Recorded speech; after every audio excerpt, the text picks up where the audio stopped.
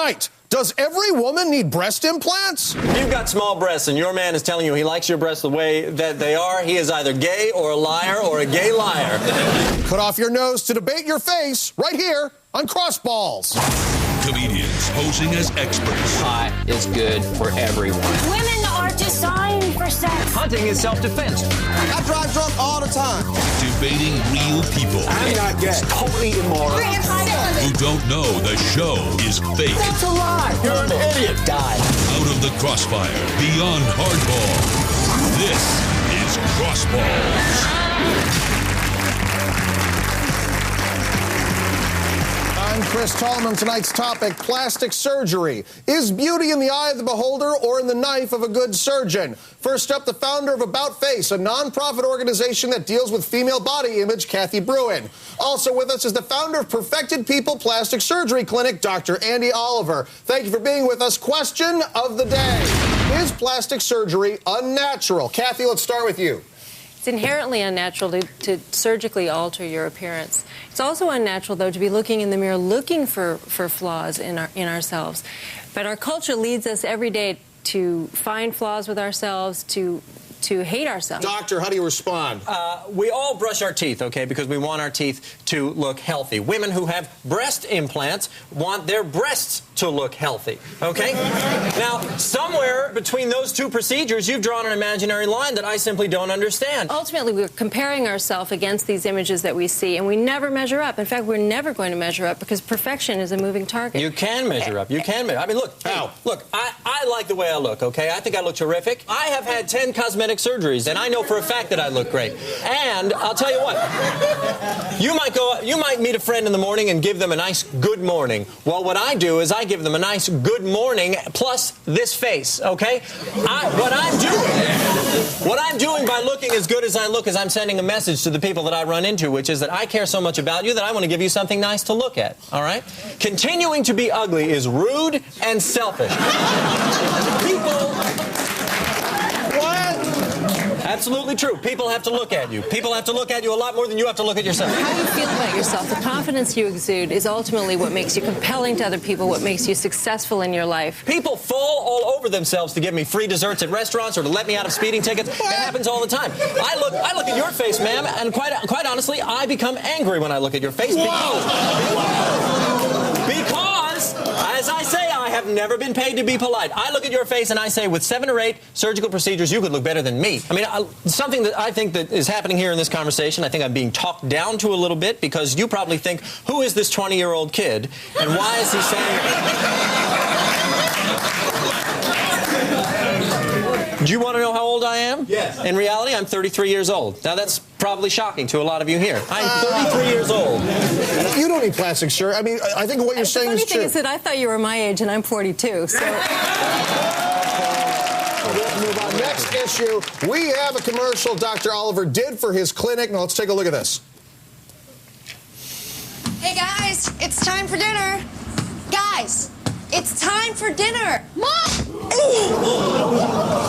you okay? Are you okay? Oh, my God. Wow, that looks like a broken nose. You're going to need reconstructive surgery. And while you're at it, maybe it's time to...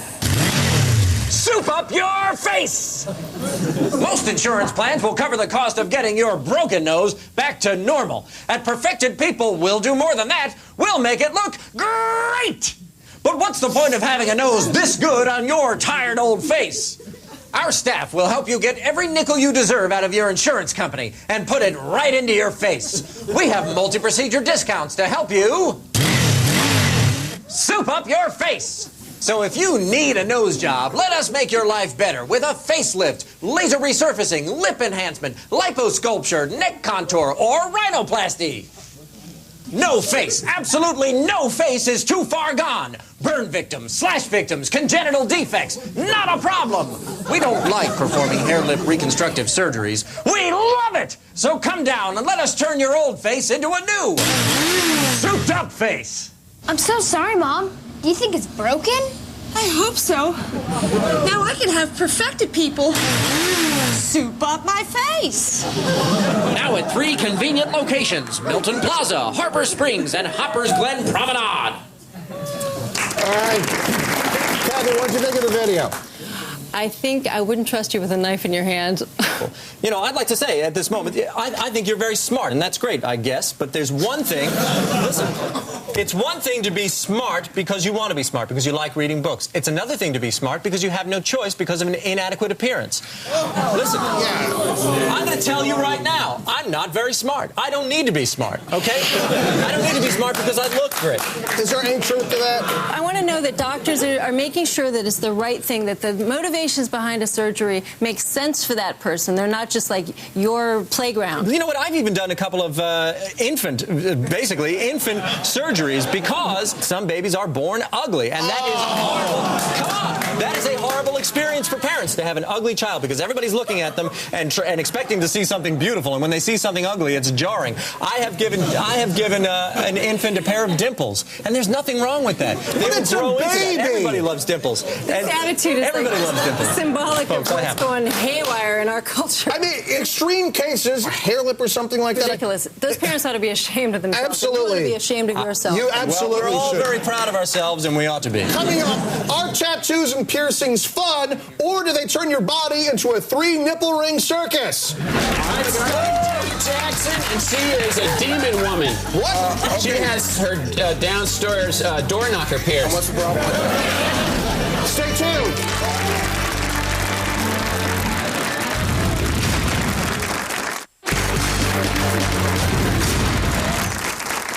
Joining us now is the winner of LA Weekly's 2003 award for Best Tattoo Artist, Zulu, and the host of the syndicated radio program My Body, My Temple, Matt Ramsey. The real question: why are we fascinated with tattoos and piercings? Zulu. We're not really fascinated by tattoos and piercings. We're fascinated with tattooed people. We admire in this society someone who goes up against society norms that oppress people. The same way we admire JFK, the same way we might admire Martin Luther King. All right, Matt, what do you think? That's the craziest thing I've ever heard in my entire life. And I like the word you use, fascinated. We're fascinated by you in the same way you're fascinated with a car wreck burning to the side of the road. Wait. And that car wreck's not a hero like Martin Luther King. That's blasphemy what you just said as far as I'm concerned. People who get tattoos, it's just a cry for help. And that's because they're crazy, they're mentally insane. Most of the time, the mental illness can go away with therapy or even a period of years, but the tattoo will never go away. I'm actually surprised you don't see more tattoos that just say, "Help, I'm crazy." It's just not true. Why is that not true? If anybody needs help, it's this fellow, because he is actually spoon-fed. He believes everything that he's ever been told, and he doesn't think for himself. All right. Tattooed people, we think for ourselves. We are individual. Absolutely. We don't have to have guys. Matt Ramsey, you are in hot water for staging a protest outside of a tattoo parlor. Tell us about that. I've done many. There's no difference between a tattoo parlor and an abortion clinic. Whoa, they are both the same. Whoa. They're both the same. What is the largest human organ in the human body? Shirley, you must know. It's the skin. It's the skin. And just like we protect the rights of a late-term fetus, we must protect the rights of skin. No matter what the owner of the skin wants to do to it, we have to protect the right of that skin because God created it and it is perfect. All right, now, we sent a camera crew to one of your protests. Let's take a look. Body is the temple. Don't burn the church. The body is the temple. Don't burn the church. Hey, mutilate. You want some of your own medicine? Come on, mutilate. You want some of your own medicine? Yeah, good boy like that. That's the way you are, mutilator. You're a brander. You're no better than a brander. You're just a cattle brander. You hear me, cattle brander? You hear me, cattle brander? Don't be a sheep. Landing is for cattle. Don't be a sheep. Oh, oh, the devil's egg has got to go. Hey, hey, ho, ho. You don't need a butterfly above your ass to be part of nature. God's nature is all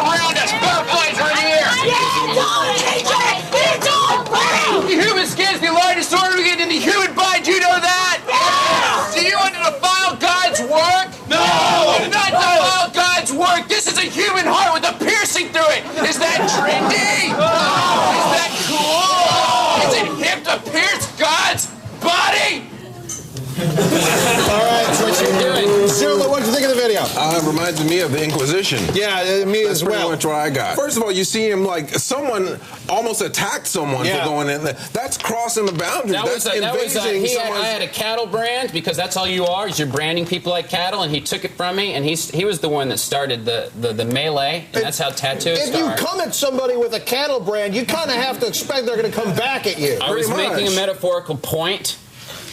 Your point. Where is your store located, by the way? I have gone through my own personal rituals of tattoo that keep me a positive, well-grounded person in society, as opposed to someone like this who is pent up with so much that he's not allowed to do. He will eventually snap and do something crazy. Like let me show you. Let me show you art. Let me show you what I do. All right. This is art. This is what I do. Art happens on a canvas. What's so funny?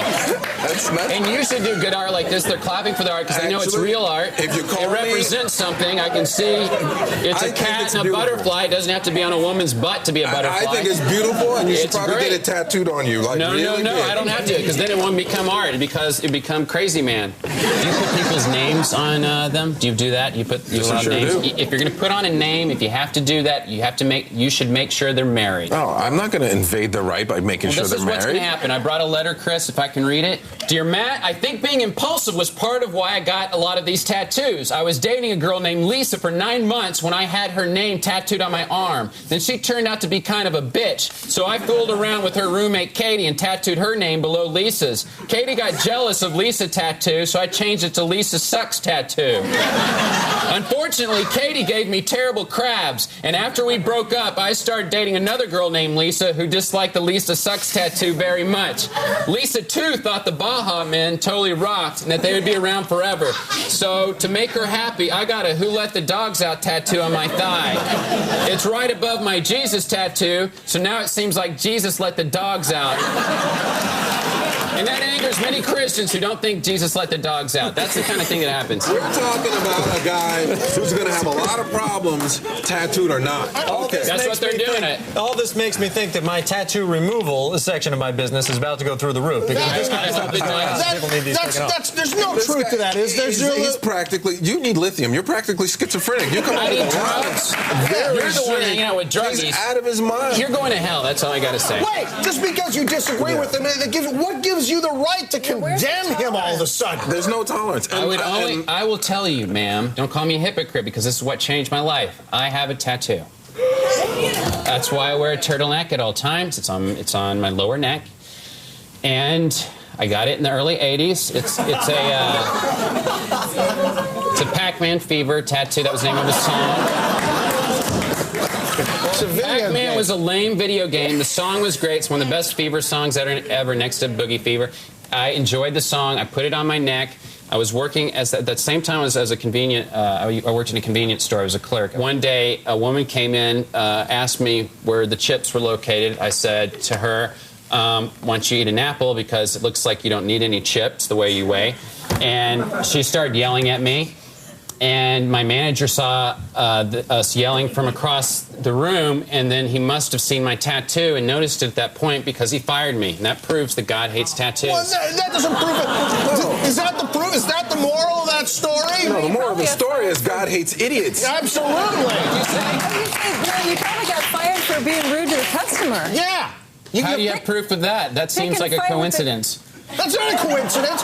All right, next up, move over, Swan. It's time for a Crossballs makeover. Stay tuned.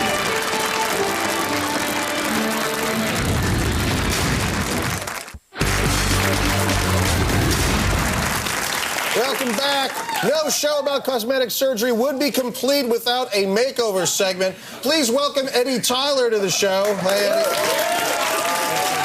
Eddie is an administrator with the Los Angeles Public Transportation Authority. He's recently divorced, says a little plastic surgery would make a big difference in his life. Eddie, thank you for joining us. Now, how do you see plastic surgery changing your life? Well, the single scene is brutal, and I have realistic goals for my appearance. I don't think I can look like Brad Pitt, but I do think I could look like Tom Hanks. He's my idol. Sure. All right, right now. Is this a reasonable goal, Kathy? Even the movie stars are looking in the mirror wondering what they can change. No one is ever happy with how they look, no matter how great they look. I feel great every day because God made me this way. Andy, what do you think? If you came to my office, I would start with liposuction of the abdomen, face, and neck, and then I would restructure your jaw and your lips. I think Tom Hanks has a very distinct mouth, and that would be the starting point, and we'd go from there. Thank you. Eddie Tyler, everybody, thank you for very much for joining us. Next up is Vanessa Brown. Now, Vanessa just completed her MBA at Utah Tech, and now that she's moved away from her Mormon community, she's interested in getting a tattoo. Is that right? Actually, yeah, I was thinking about getting a little rose on my ankle. All right, Matt, what do you think? It's a beautiful flower when it's in the ground where God put it, yes.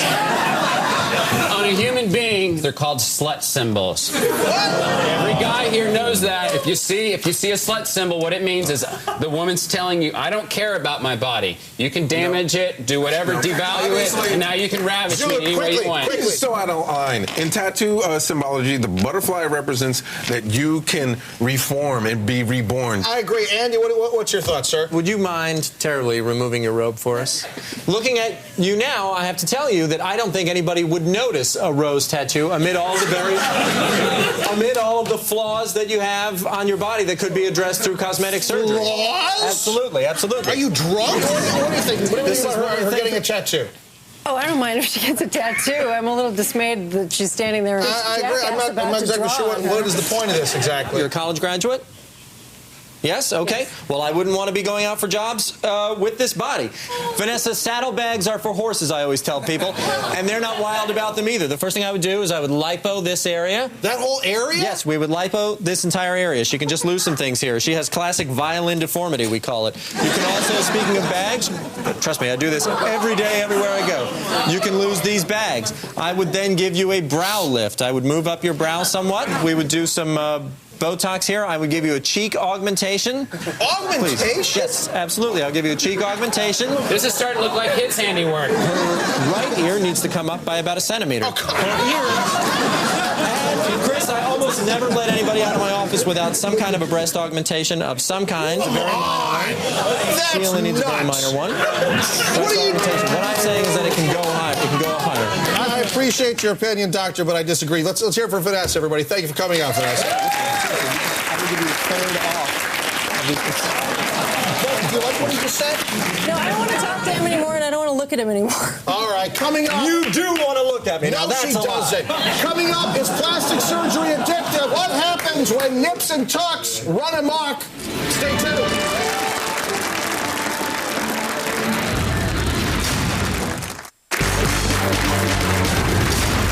Welcome back. Joining us now is a couple who has had a negative experience with plastic surgery. He was overseas serving his country in Iraq. She was supposed to be keeping the home fires burning, but instead spent all of her time under the knife. Now, her husband is home, and he's hopping mad about the face that greeted him at the door. Meet Jerry and Mary Van Houten.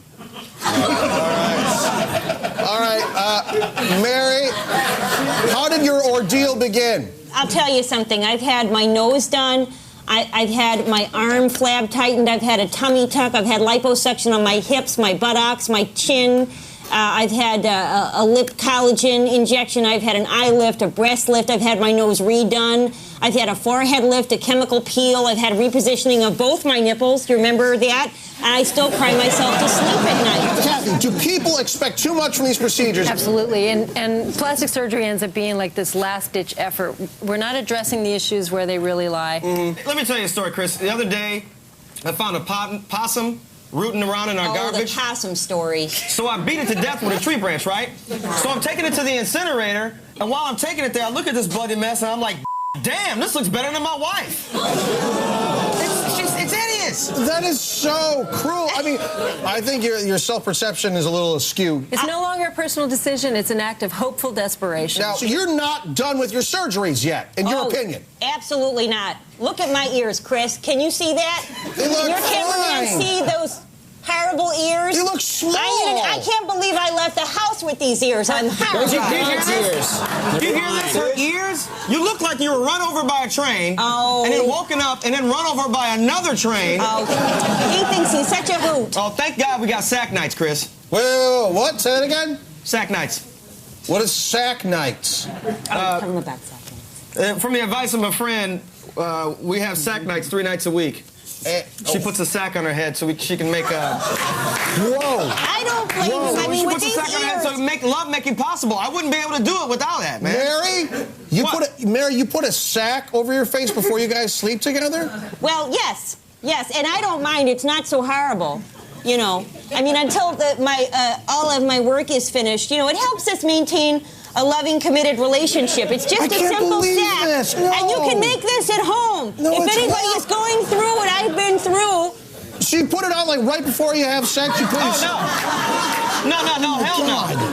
No, she wears it the whole night. And you can wear sexy lingerie, and you can just put this on. He can imagine whatever he wants to imagine is your face. I don't blame. Who can blame him with these ears? I don't mind at all.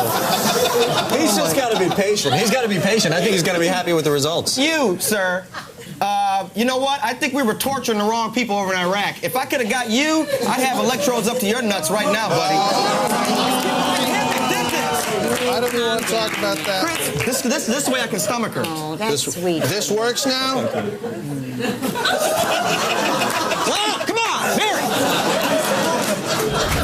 All right, that's all the time we have. We'll see you next time when more folks get caught between the crossballs. Good night.